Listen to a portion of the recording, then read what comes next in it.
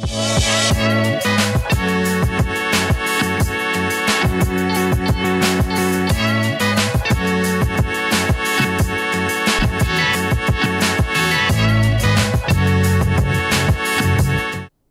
then, what's going on, everyone? Stephen Howson, Ronaldo Brown. Welcome back to XG Files. Get your questions in. We're going to be talking about this big showdown meeting. It seems like Ponytail Baldy Face has decided to actually show up and remember that he owns a football club and get involved with talks with big Jim Ratcliffe and I guess Barada as well. That's the game, yeah? Yeah. It seems like an organised summit, but it's actually the first time that the Glazers have gone to the new Carrington complex. They'll probably be discussing a number of things, but apparently some of it has to do with the Amorim fallout, strategy, direction, finances, the lot. But I reckon there'll be some harsh comments probably coming from the Glazers, because it's interesting that this summit's happening after there's been some murmurings that they aren't best pleased with United's performance. And as we've known, we've criticised the Glazers pretty much throughout their whole tenure. But they get a real... There's only one thing they're asked about. They get a real anger, don't they, when United don't qualify for the Champions League. You got that dough? Yes, basically. Because when it starts to affect finances, which is United not qualifying for the Champions League, getting knocked out of cups early, losing obviously possible games and revenue, that's when they're like, something's going to happen. Do you think the Glazers had anything to do with the pressure that started getting put on Amorim from Wilcox? No. Because it says people say obviously INEOS control the football inside, but no, I don't think Glazers still have some sort of say. No, I think I don't think so. Yeah, because this was basically the overarching, encompassing article from Laurie. It was Laurie Whitwell and Adam Crafton. Okay, so it says, Sir Jim set to host Joel and Avram Glazer at United's Carrington training ground for an executive committee summit, making the Glazers' first visit to the new building, funded solely by Ratcliffe's investment. So he's going to walk them around and be like, see them cups? I bought them, you tight bastards. The meeting relocated from Monaco to allow direct engagement with the football leadership amid the recent instability. Follows Amorim sacking. Blah, blah, blah, blah, blah. Yep. I think there's going to be minimum January transfers. They're talking about some sleeve sponsorships and some other bullshit as well. So, yeah, pretty normal, but like timing's interesting, I guess. And I think there'll be pressure on like, so where are we going to finish this year? It's crazy to think that there is a lot of pressure to get Champions League this year when we came 15th last year. But at the same time, the opportunities have been there repeatedly and still are technically repeatedly there. And they won't be in 2 weeks after we get twatted by Arsenal and City, but you know, it's close. I don't think we'll get twatted. I don't know if I'm usually one that's quite sceptical. Not usually a massive optimist, but I don't know. I think United if everyone's back and they actually feel motivated, because I think there's obviously been a motivation concern from some of the players in the past couple of games. I don't know if they're upset, a little bit shell-shocked, they've lost their gaffer. It's looked a little bit disjointed in that sense, but I don't think we'll get battered, to be honest with you. But this meeting that's happening today, obviously at Carrington, that's been discussed with, there will definitely be discussions, and obviously they'll have prompts about whether it's about commercials, money and stuff, but it'll also be about performance as well, which, let's be honest, it's not been great, and there'll be worries and concerns propped up about United possibly not finishing in European places again, which obviously have massive knock-on effects to United financially and revenue, which is stuff that the Glazers take very seriously. They'll be wondering about where their dividends is probably as well, something along them lines. But I wonder if Wilcox will get a little bit of a, yo, are you going to fix up or what? Maybe. Again, I don't know if they have direct impact on that sort of stuff, or if they'll leave it to Barada and Jim, because that'll be obviously who his bosses are. It's been reported that INEOS control the football inside, but Glazers are still the majority owners. They still have a say, an opinion. That's been reported quite frequently since Amorim got binned. But have they ever given a football opinion? I think their opinions are along the lines of, they look at the table every few weeks, not even watched United play, and if United are not in and around European places, they probably call up and say, what's happening?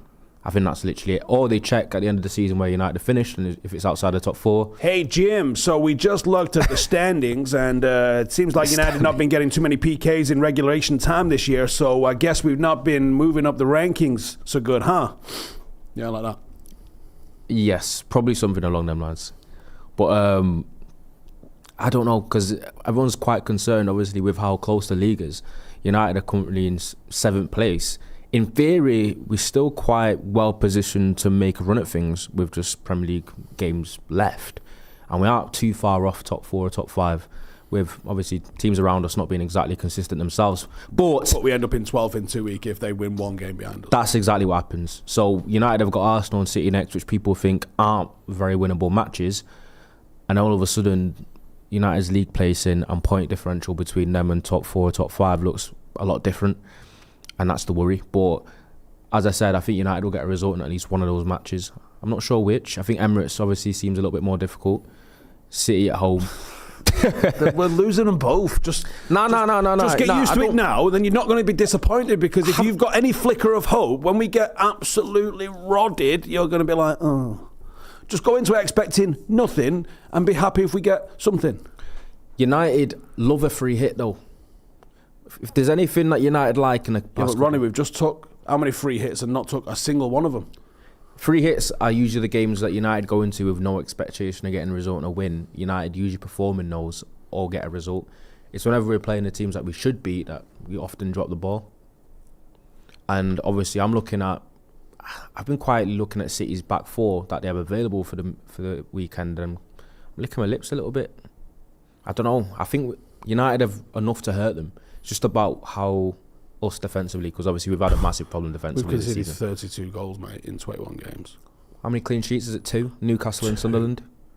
Yeah. North East have something for us with the clean sheets in it. Yeah. So United haven't got one outside the North East teams. At home. North East teams at home, clean sheets. Everyone else, it's like a coconut shine, mate. People are just slinging balls in. It sounds mad reductive, but I always say, like, if you are spotting a team a goal every game, it's going to be difficult to win a lot of matches. Goal and a half. Goal and a half a game. I was the one that came on here about a month ago and saying that on the current rate that United were conceding goals, it was on track to concede the most goals we conceded ever in the Premier League. Ever. Or it was in 70 years. Which wasn't being spoke about because everyone wanted to speak about the positives, which was United were creating a lot of chances and being the 3rd top scorers. But everyone just completely ignored the fact that we weren't keeping clean sheets and we were conceding a lot of goals. Yeah, I mean, there's positives in the sense of, like, yeah, you're creating a lot of XG and you're scoring goals. But when that's not leading to wins and people are like, oh yeah, but on the XG table, no, that's actually really bad. If we're supposed to be 3rd on the XG table because we've created loads and not conceded loads, but we've actually conceded loads and we haven't quite scored as many as we've created, that's bad. That is. All right, so someone said in the chat we struggled against Burnley and Wolves and Leeds, but Bournemouth as well. Newcastle we beat, but we struggled. We're likely to have not as much possession against them 2 teams, Arsenal and City. And they're both matches that United seem to flourish in, which is the ones where we're allowed to counter. We've got really good attackers when it comes to transitions and having space. I don't know. I think maybe it could be a new manager bounce. Who knows? But I think we get a result against City. I'm less hopeful about Emirates and Arsenal away, even though I think even they look a little bit shaky recently. And they have midweek games to obviously contend with as well, because I think they have a Champions League fixture before they play us, whereas we don't have anything in a week. That could also have a factor. It could, yeah. I can't quite read some of the names on these because they're grey against a black background, but small teams, too much pressure to win and players can't handle it. I don't know it's about that, just some of the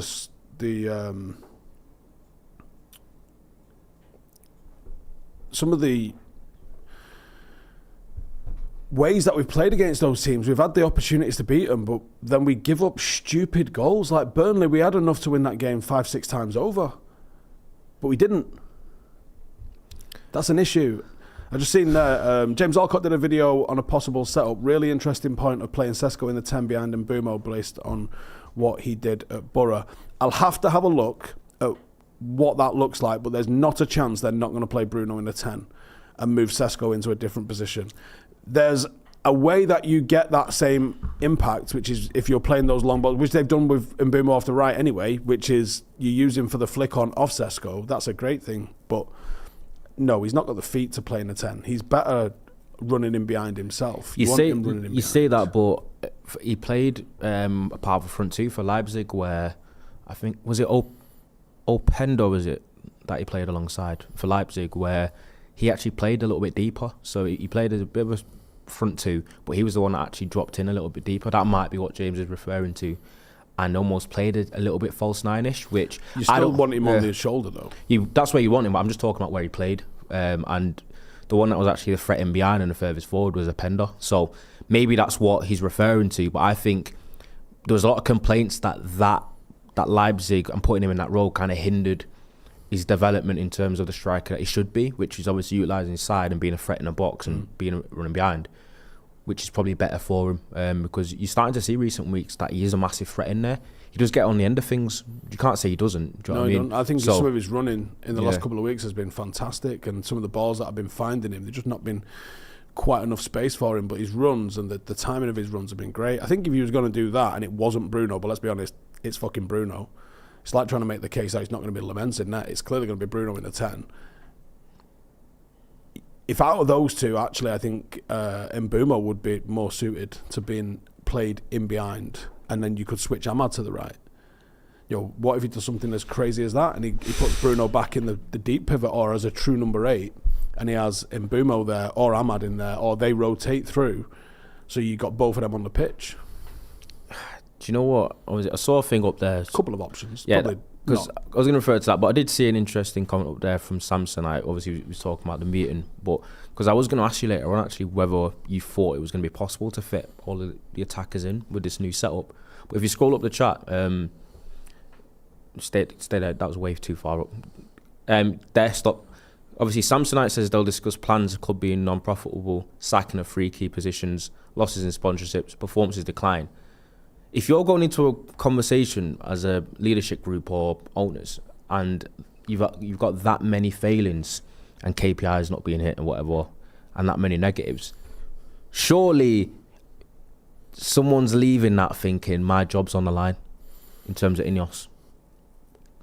I wouldn't think so, because I think it's still early doors in there, but the way that they have bulleted people pretty quick, it's possible. They gave Dan Ashworth being the most notable one. Yeah. What with clashes, but it'll be interesting to see what happens. But back to that. I don't know, because Ahmad and Mbuemo have been probably one of United's better pairings of performers for this season. In this new setup, they'll probably both be right wingers, unless one of them plays on the left. And it's like, what is United's best attacking quartet, when I mean like the front 3 and the 10 right now, especially when there's been question marks over the performances of Cunha? I don't agree with the question marks over the performances of Cunha. I think he's just missing the other good players around him. I think he's been poor. I think his touch and stuff has been like heavy and stuff. But I'm seeing someone that's still working hard. He's still tracking back. He's still trying to make things happen. He's just not had anything around him. I think Mbuemo's had and got a higher ceiling currently than Ahmad, so I'd probably just lean towards Mbuemo, Sesko, Cunha, Bruno. Ahmad's straight off the bench every single week though, and if any of them get dropped, it won't be Bruno, but if any of them get dropped to bring Ahmad in, I don't think anyone can have a drama with that. Even if it's Sesko, if you wanted to play Mbuemo in the 9 and just go pure counter-attack pace, and you might be like, well, Sesko's quick. I know, but I'm just saying if that's what they wanted to do, if they wanted that particular sort of profile of play, they wanted to drive the ball into the box with a little bit more lateral movement, Cunha and Mbuemo Ahmad might be a better option than playing Sesko there. Maybe you bring Sesko on later on and to try and hold the ball up and see a game out. Something like that. I don't know. There's options with it, isn't there? Yeah. Any of them could lose a place for any of them, I think. This is where it becomes a little bit difficult. It's in theory, it's good to have options off the bench and having strength and depth in your squad. But the fact that United are going to have a 40-game season and knocked out every competition domestically, aren't in Europe, there's going to be a few players that aren't probably going to be kept happy because it only is 1 game a week, and that could be a little bit of a concern. And for me, I think it depends on the setup, but I actually semi-disagree with you. I think Cunha has probably been the lesser performer out of a lot of the attackers, and I think it's hard to justify him starting with Ahmad and Mbuemo, or Mbuemo being on a bench, which is what makes it difficult, especially when Ahmad's come off such a strong AFCON as well, where if his team didn't get knocked out, it's probably on track to being player of the tournament. There's a lot of people trying to say play Ahmad at right back, and I'm just not here for that in the slightest. You tolerated him at right wing back because there was another defender in behind him, but he's not a defender. He ain't really got it going on. There's a few people. Where is it? I've just lost it. Oh yeah, there we go. Malcolm says any chance he'll play 3-4-3, and that's why we got Holland. I swear to God, the bollocks on Michael Carrick to line up United in a 3-4-3 tomorrow after they've just been the manager, and a primary reason was his reluctance to switch from that formation. The fucking stones on Michael Carrick, especially when throw United into a 3-4-3. That obviously what happened, because I think Wilcox clearly had an issue with that system, and if he went into the interview and Wilcox would have been like, "What formation are you playing?" He would have said, "Not a back three," and said, "Okay, great start." I wonder if they're having a meeting today at Carrington where he's like, looking at what I've got available, I can put Dogu on the left, I can put Ahmad on the right, I can go Shaw, Martinez, Maguire across the back three, something like that. And he's like, I actually think it's the best move. I think you'd have to switch it. You maybe couldn't go 3-4-3. You'd have to blag it and go 3-5-2, something like that. You'd have to just change it a little bit to make it palatable. Otherwise, people are just going to absolutely lose their shit. I think the 3-5-2 might be the move, you know. You have Bruno in the 10, have Mbuemo and Sesko, and then you could play Casemiro, Mainoo, or Casemiro, Ugarte just to do a bit of dirty work in behind them. But you have to have that midfield free. The problem with the 3-4-3 and who we've got to play it don't have enough central structure, and City will carve you open if you don't. Yes, and are you seeing that United have some sort of interesting looking for loan opportunities when it comes to a left winger? Who's going to get on loan that you want to start? People just think it's funny that after we've got one out on loan and we want to get that we one. got rid of Rashford on loan and got rid of Garnacho because obviously didn't fit the system and obviously performance amongst other things to suit a manager, and then the manager gets sacked. This is one thing that was meant to be trying to be avoided by signing players that have a certain amount of versatility in where they can play. Because it's interesting, people thought Cunha could be a left winger. I don't see it. He doesn't seem to suit there. He seems to be someone that needs to throw free roam. I don't mind it as long as you have an attacking fullback next to him that's always going to get into that lane, and then you can knock him in. Dogu. Probably someone a little bit higher quality, but yeah. But he's actually got the athleticism now, at least to get up and down.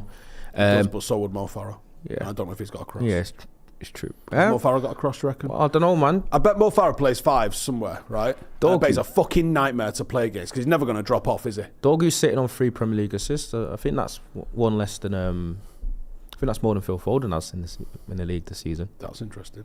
So, have you seen that? That video on Instagram where there's a guy like having off Phil Foden and like the dead jerky way that he runs and dribbles? It's fucking hilarious, by the way. I hate Phil Foden, a little fucking tramp. Cooper says Cunha is not good on the wings. A roving 10, yes, but not a wing. I don't think it's a drama because every team's going to play with 5 across the front. You occupy your different zones. It's not a drama. Yeah, it's true. You know what's mad? You're saying he's not more far on the athleticism aspect. That's become 90% of the game in the Premier League as well. I think that's why it's become so fucking boring. Get me a fat cokehead piss can that can absolutely bend one into the joint like a Gaza. You know what I mean? Just at any given moment. Has he got 14k running in him? Has he got 27 high intensity sprints a game? I don't give a fuck because watch him wrap his peg around it. That's what you want. Do you know what's crazy though? Like, I think if that little phrasing that you've used in them couple of sentences was clipped out of context, please clip that. It will look it will sound extremely questionable. I'm just going to say that for one. But I do hear you. But unfortunately, football is about bring it back. Bring back players wearing chains. Bring back questionable drug testing. Sound like a boomer. Football moves on, man. I am, but I'm romantic for it because the 90s was sensational. You're a nostalgia merchant. Football. I am, unapologetically so. Back in my day, fucking kids today with a fucking drill and a fucking going out in trainers. Fucking. What's wrong with drill? Fucking favour. fucking kids and your music. Steve, will I tell Rio to call out the Glazers and INEOS? We spoke about this on the podcast this week. He's obviously not going to go turbo on them, is he? Hey, the last time there was a meeting between these and it was like a fly out with a sense of urgency, it was the New York one. And apparently that was quite stern words being spoken about. There's obviously going to talk, if United are being poor in terms of performance on and off the pitch, it's definitely going to come up because the business element of football is quite strong these days. You don't end up like Barcelona. You see what I said about Barcelona the other day, by the way? Do you see it? On Insta? No, on Twitter. Do you think that they are broke to an extent, but you feel like they egg it on a little bit more for leverage in the market? No. I think they're going out minesweeping on a night out, mate. I think they're like, they could buy Rashford for 30 million, right? 30 million for Marcus Rashford, right? Even if he's not peak Marcus Rashford. 26 million. Right. And they're fucking pulling their face about that. Get to fuck. I think it's because they know their public perception is struggling financially, being broke, that even once that corrects, they're going to probably try and linger on that perception a little bit to try and get like, it's like pleading poverty a little bit. Just so they can... They are also publicly $1 billion in debt. They make United look well run at times, I swear to God. It's only the fact that they've had a decent generation coming through La Masia that they've actually gone and played, and they got Hansi Flick in, who's a very good manager. Otherwise, they'd be in the same shit show. And they're in a league where they can be horrendous and come fourth. We can't be horrendous and come fourth in the Prem. Yeah, it has to be wages. Someone said it's not a showdown, it's a quarterly meeting. How do you know it's not a showdown? A quarterly meeting, but you don't know whether the meeting could be showdown adjacent because of what's happening with the club. Yeah, Roy Keane arrested the week we were going for the treble, FA Cup final week. What's the closest we had to that? What? Was it Maguire? Maguire in Greece. Yeah, going 10 men in Greece. We're only good when we're doing that. When Wayne Rooney's getting bopped out in his kitchen by Phil Bardsley. Right? When Aaron Maguire's wrestling Greek police. Hey, listen, Wayne Rooney's my GOAT, so I'm not... Listen, he's my United GOAT, so I'm going to pretend that didn't happen. But it did, because his celebration literally took the piss out of it. Oh, yeah, you know what I mean? Yeah. We're better when we're being bells. When you've got George Best out here just fucking doing a madness. When you've got Roy Keane out here. I mean, Roy Keane's was rum. Someone was trying to make him buy him drinks, and he's like, and you can imagine Roy Keane just drunk and being like, nah, get to fuck. And, you know, a bit of a scuffle has ensued and blah, blah, blah, blah, and he gets nicked. Could you imagine 2026, Sky Sports, Manchester United, Roy Keane, going for the treble, getting nicked? Sky Sports would collectively come in their pants. Can you imagine? There would be wall-to-wall coverage. It'd be like O.J. Simpson on the run, mate. They'd have a helicopter up over the fucking police station and everything. No, it'd be insane money. Look at how much they over-egg everything. Who's most likely in current squad to get arrested? Who's most likely in current squad to get arrested? Ugarte or Martinez? I think Diogo Dalot. You'd miss, though. I think Diogo Dalot would get caught with like some sort of contraband he didn't realise, or he'd be the type where someone runs to him and goes, oh, can you hold this a second? It's like an assault rifle. And he'd be like, okay.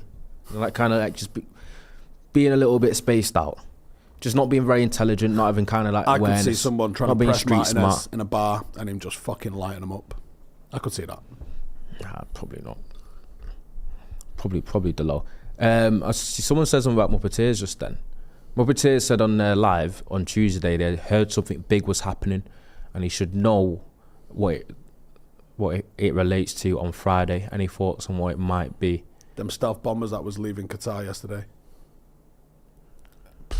I don't know. Do you know what? Because Muppeteers, yeah, he does know a thing or two. He's definitely got a source inside. He's got source in INEOS. People act like he doesn't, but he actually does. But yeah, I'm not sure, man. It's the first meeting that they've had together after the shit show that's happened in the past 6-7 weeks. We can't pretend like it's just going to be some quarterly meeting. Do you know what I mean? It's obviously going to have some stern conversations and probably some ultimatums, if I'm honest with you. That's what I'd do anyway. Got to be cutthroat, man. The thing is, the Glazers are in no position to press anyone for anything. Because the second that they'll be like, you're not doing your job, like, you lot caused this, thieving bastards. So what's happened is, INEOS have come in on an attempt to correct United. Took 27.9% of the club, but all of the control, which is nuts. In footballing sense, footballing control, really. But I feel like all that's happened, really, is Glazers have just got themselves a little bit of a shield for the mess that they've created. 1,000,000%. 1,000,000%. And I swear to God, if I'm in there in that meeting in any capacity whatsoever, and they start pointing fingers, I swear to God, the table's going over. Like, you cheeky bastards, 20 years you're just sitting there just smelling your dividends. Who the fuck do you lot think you fucking are? You've done nothing for this dough. All you had was a fucking AAA credit rating, and now you've got you've had $1.5 billion rinsed out of this club, you horrible, cheating, stuffy fucks. Do you know, and they have the Tampa Bay Buccaneers, right? Is that wrong? Yeah, and the city pays for all the shit that they've done. And they won the Super Bowl. Well, that was basically down to Tom Brady. Do you know what I mean? When they had him for about a year or so. So they tried to bring Ronaldo back, wasn't it? They were like, oh, that works. We've seen that. Tampa Bay for the majority. By the way, you've seen that this owner collect the trophy, don't they? Mate, we ever win a Champions League and them fuckers go anywhere knitted, like, fucking turn it in. It'd be worth the ban. I don't know, because I don't think the Glazers actually have ever given me the vibe of being really like limelight hungry, to be honest with you. They kind of just want to scheme and steal and take money behind closed door. They don't ever come. They don't do interviews. They don't come across like they want. I actually saw one the other day where someone did ask him a question in the street, and he was answering it, because you've seen loads of them where they just blank it, haven't you? Remember when Sky went and doorstepped him? I had the idea the same. We was literally trying to find Gary Cottrell. We was literally trying to find flights at the same time for us to go and do that when Sky did it during the European Super League times. We was trying to get out. Don't give it the bigger now, Steve. I saw a clip of you inside a garage, whatever, and he walked past behind you, and you said nothing, and you did nothing. Yeah, because I got fucking doorstepped by him. Don't listen to Steve. Steve's acting like he's on site with the Glazers. The Glazers walked past him the other day. Inside the stadium. I've seen the clip. He walked past you. I know he did. On the back. And I was, oh shit, there's the fucking Glazers. Realistically, if he was about it, you should have ran over and volleyed him. And then get banned for life. And nicked in America, by the way. Where that's going to be 50 G's bail. Nah, but you'd be a hero. Yeah, but then I'm never going to United again. And do you know what? If you told me go and volleying him, gets him out of the club, has anyone seen? I'm gonna punt him over the fucking crossbar, mate. Has anyone seen? But the realism is, all that happens is nothing, and I get banned. Does that make anyone's life better? You could have at least shouted some expletives. Are you scared? Is what I was. Yeah, I'm scared, mate. Is that? Yeah. Okay. Is that the reason? What are you saying anyway? What are you trying to point out? I was good at the super chats. Do you know what I mean? Roll us the super chats, please. Let's look at those. Right, go on. Who would be my top realistic manager appointment option for the summer, and why? Nagelsmann, because I like him. You do the next one.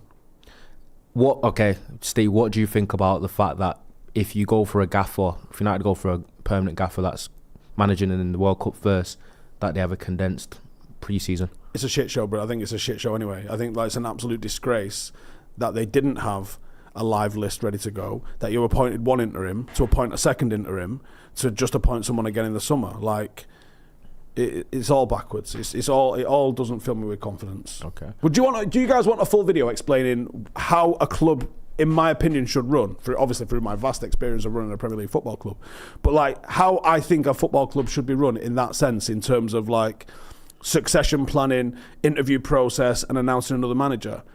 Do you want a video on that? Because I can do that. We'll do the next one. Okay. Michael M991. Every time I see reports like this of the Glazers travelling over, I just pray it's them calling the meeting to sell. I've lost all hope in this club. It might happen one day. Mad G401. Glazers want top value, because I think they will be talking about the upcoming protest. Maybe Glazers want top value now. Rumours they want to sell to US investors after World Cup when interest boom in Premier League club ownership. We'll have to see.